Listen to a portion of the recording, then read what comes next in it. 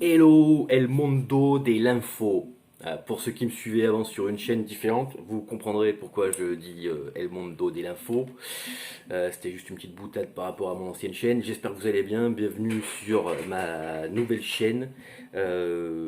Pour ceux qui ne me connaissent pas, et vous allez être nombreux si vous regardez cette vidéo à pas me connaître, je suis JP, je faisais avant des vidéos review, on va dire, sur du matériel électronique de ce type-là, voilà, que je ne fais plus, voilà, tout simplement. Maintenant, j'ai décidé de plutôt parler d'actu diverses et variées.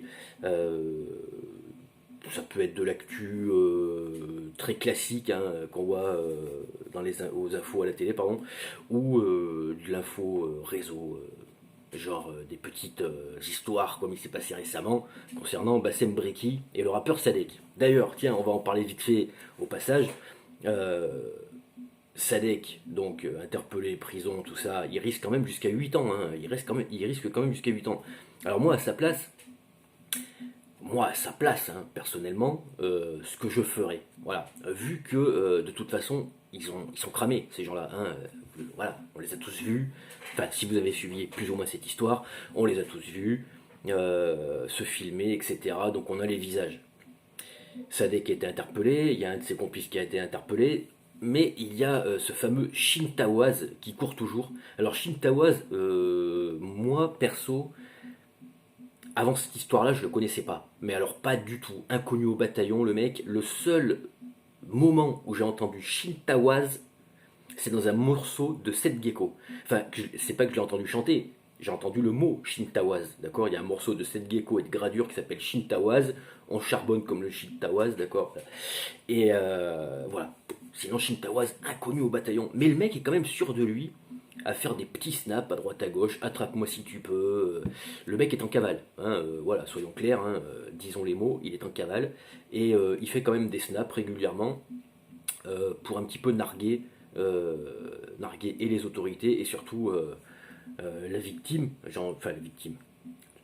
Non, pas vraiment la victime, mais tous ceux qui lui courent après, quoi. Parce qu'il y a des gens qui se sont pris vraiment euh, qui ont pris ça à cœur et qui le cherchent et qui veulent vraiment le livrer aux autorités. J'ai vu une vidéo d'un mec qui est d'origine franco-marocaine, ou qui est que marocain, je sais plus, mais qui vit en Chine. Et Shin Tawaz est marocain, chinois-marocain. Voilà. Il est chinois-marocain, donc il y avait des, comment dire, des rumeurs qui disaient qu'il serait parti ou au Maroc ou en Chine. Alors, en Chine, ça m'étonnerait, parce que quand tu es recherché par la police en France pour un délit tel que celui-ci, si tu t'enfuis en Chine, c'est que tu n'as rien compris. Parce que si tu t'enfuis en Chine, déjà tout de suite, il y a le coronavirus, on va en parler tout de suite après. Déjà, c'est chaud, hein, parce que ça va encore faire une personne de plus qui va revenir sans se faire contrôler et qui va empoisonner tout le monde et qui va transmettre le virus. Donc, déjà, mauvaise idée par rapport à ça. Deuxième mauvaise idée, il me semble hein, qu'en Chine, euh, je sais pas si l'extradition est très très facile, mais en tout cas, je crois que la peine de mort est toujours d'actualité chez eux, et que la prison c'est pas Corba à côté de Lyon. Hein. C'est chaud quoi. Voilà. Donc mauvaise idée de partir en Chine. Au Maroc, je crois qu'il y a des accords quand même avec la France, donc l'extradition peut être plus facile. Voilà. En tout cas, moi si j'avais un mot à passer à ce fameux Shintawaz, c'est arrête de snapper. Si t'es vraiment en cavale, si tu veux faire le gangster et qui est en cavale, déjà balance ton téléphone. Déjà ton téléphone tu le casses, tu casses ta puce, tu jettes tout à la poubelle, tu rases ta petite moustache et ton petit bouc là, parce qu'on te reconnaît grave avec ça. Tu essaies de changer un petit peu de tête, tu te colores les cheveux, enfin je sais pas, tu fais quelque chose quoi, tu vois. Et t'es discret, discret. Surtout, le maître mot, c'est discrétion. Voilà, discrétion. Dans une cavale, c'est discrétion, le maître mot. Voilà, ça c'était un petit message à l'attention de Shin Tawaz. Après, pour ce qui est de l'affaire Bassem Breki, il se porte bien. Hein. Moi, je suis son Snapchat. Alors, je l'ai déjà dit plusieurs fois sur d'autres chaînes, sur d'autres vidéos. Je ne cautionne pas, je ne cautionne pas ni Bassem Breki ni Sadek. Hein. Je suis pas en train de prendre parti pour l'un ou pour l'autre. C'est pas ce que je suis en train de faire. Sadek, c'est un rappeur que j'écoute pas. Il y a un morceau de lui que j'écoute, voire deux, et encore, il y en a un, c'est vraiment lui, et un autre, c'est un feat. Donc c'est un rappeur qui m'intéresse pas, ou peu. Et Bassem Breki, lui par contre, c'est quelqu'un que je suis sur les réseaux depuis quelques temps, plus par curiosité que vraiment par conviction. Vous voyez, parce que je me reconnais pas du tout dans ce qu'il dit. C'est vrai qu'il prône plutôt la division, il est vraiment plus pour le communautarisme, etc. Et moi, c'est pas trop mon délire. Il a eu quelques propos, parfois racistes, parfois limite au niveau des par rapport aux femmes, etc. Donc, je le suis plutôt par curiosité et comme pas mal de gens. Parmi vous, il y a peut-être des gens qui regardent les téléréalités et qui regardent les téléréalités parce qu'ils aiment détester les gens qui sont en train de regarder. Vous voyez ce que je veux dire? Tu regardes pas ça par plaisir et pas parce que ça te plaît. Tu regardes parce que tu as envie de les insulter leur mère et de dire que c'est des gros cassos. Tu vois, c'est ça. Tu prends plaisir à les détester. Voilà, et c'est pour ça que tu regardes. Bassem Breki, c'est un petit peu dans le même délire. C'est un personnage que tu regardes en restant à l'affût de la moindre connerie qui puisse sortir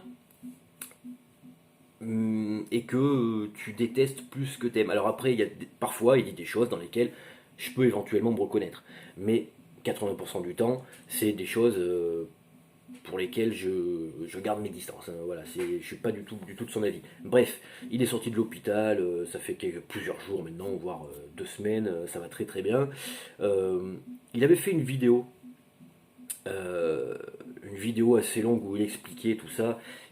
euh, L'agression entre guillemets. C'était la première vidéo qu'il faisait en live sur Snapchat après son agression, ouais, en étant sorti de l'hôpital. Et quand je l'ai regardé, hein, je l'avais même partagé sur cette chaîne, d'ailleurs je l'ai viré parce que ça servait à rien de la laisser. Mais dans cette vidéo, tu avais l'impression qu'il avait,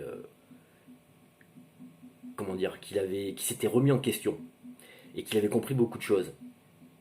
Mais quand tu regardes ses snaps maintenant depuis quelques jours, tu te dis, mais attends, tout ce qu'il nous a dit dans sa vidéo, là, quand il est sorti de l'hôpital, en fait, c'est du vent, quoi. Parce que le mec, il te dit, c'est bon, j'ai compris. Alors, il y a beaucoup de gens qui disent que Bassem divise, maintenant Bassem va réunir. Bah, excuse-moi, quand je regarde tes snaps, Bassem, en ce moment, c'est pas des snaps qui me donnent envie de. Enfin, il a des propos envers des femmes, des jeunes filles, etc. Alors après, je comprends que lui, dans le monde dans lequel il vit, avec sa culture, etc., il n'aime pas un certain type de filles, peut-être qu'il traîne seul, tu vois, enfin, pour lui déjà, des filles qui n'ont pas de frère ou de père derrière elle en train de leur mettre des coups de trick pour les faire rentrer à la maison, c'est pas des femmes correctes, tu vois.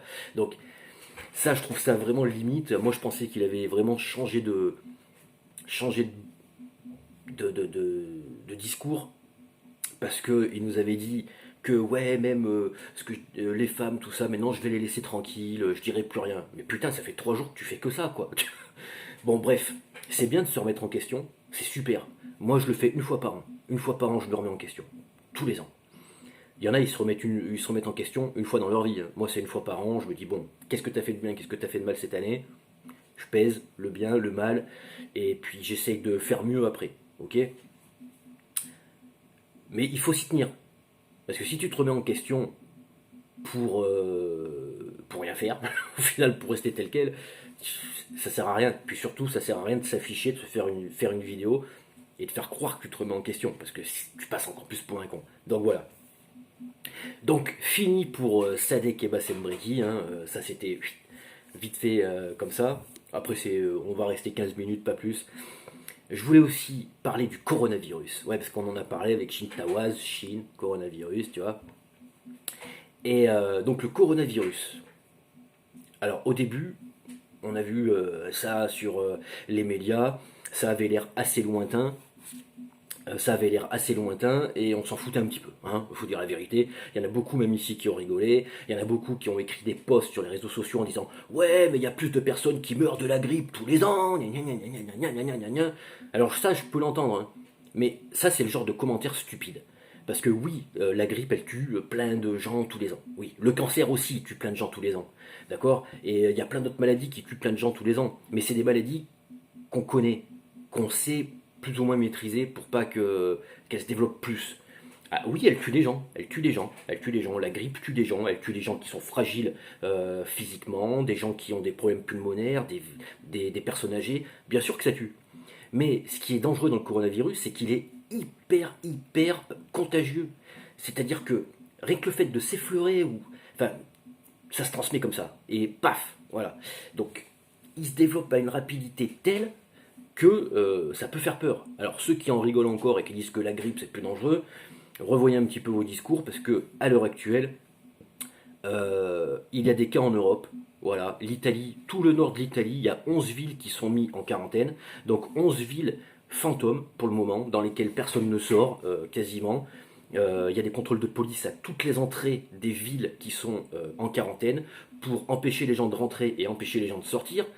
Il y a eu 3 morts déjà en Italie, 11 villes placées en quarantaine, 1500 cas, je crois, un truc dans le genre. Enfin, oh les gars, quoi. Vous êtes conscient que c'est aux portes d'entrée de la France, là. C'est dans le nord de l'Italie. Je vous explique. Le nord de l'Italie, ça peut vite aller dans le sud de la France, d'accord. Ça peut vite aller en Suisse, ça peut vite aller en Autriche, tu vois, et et ça se développe comme ça dans toute l'Europe. Ça, alors, ils connaissent pas le patient zéro apparemment. Le patient zéro, pour ceux qui ne comprendraient pas, c'est celui qui a emmené le virus en Italie. La première personne à avoir été contaminée qui a transmis le virus en Italie. Ils ne savent pas encore d'où ça vient. Alors il y a plein de gens. L'ouverture des frontières a fait que beaucoup de gens circulent, font des allers-retours. Et forcément, tu peux être en contact avec des personnes, même si tu n'es pas parti en Chine, mais peut-être que tu es parti dans un autre pays d'Asie, tu as été en contact avec une personne qui était contaminée, que tu es revenu, tu n'as pas signalé, et bam, voilà. Ça fait son chemin, tout simplement. Alors attendez, paf, je vérifie juste une chose. Oui, j'ai oublié que j'étais pas en live. Parce que j'ai l'habitude de faire des lives habituellement, et là je ne suis pas en live, voilà. Donc voilà, ça c'est dit pour le coronavirus. Donc pourquoi je parle de ça, de ces sujets-là? Parce que c'est dans cette chaîne, c'est dans l'actu du schlag, je suis le schlag, je parle d'actu, et je parle d'actu diverses et variées. Donc coronavirus, faites quand même gaffe, hein, ça va pas tarder, je crois, à franchir la frontière. Ensuite, qu'est-ce qu'on avait d'autre? Ah oui, si j'ai autre chose à vous raconter. Il y a des gens qu'on appelle les platistes, d'accord? Les platistes, ce sont des personnes qui pensent que la Terre est plate. Il y en a encore qui le pensent, hein, que la Terre est plate. Et il y a une personne qui avait construit une fusée dans le désert de Mojave, je crois que c'est comme ça qu'on dit, une fusée pour s'élever à 1500 mètres d'altitude et pour pouvoir prendre des photos pour prouver que la Terre était plate. Malheureusement, cette personne est décédée. Alors c'était une star hein, chez les platistes. Les platistes, c'est ceux qui pensent que la Terre est plate. Donc c'était une star chez ces personnes-là, qui était reconnue. Hein. Et donc il a construit cette fusée, c'est malheureux, hein, j'en rigole, mais il a construit cette fusée et il est mort. Voilà, il est mort tout simplement. Donc son but était de s'élever dans les airs, de prendre des photos pour prouver que la Terre était plate. Mais j'ai envie de vous dire, depuis combien de temps il y a des satellites dans le ciel qui prennent des photos de la Terre et qu'on sait qu'elle est ronde? Si la Terre est plate, pourquoi toutes les autres planètes du système solaire sont rondes? Ça, faudrait m'expliquer. Si la Terre est plate, pourquoi la Lune est ronde? Tu vois, pourquoi?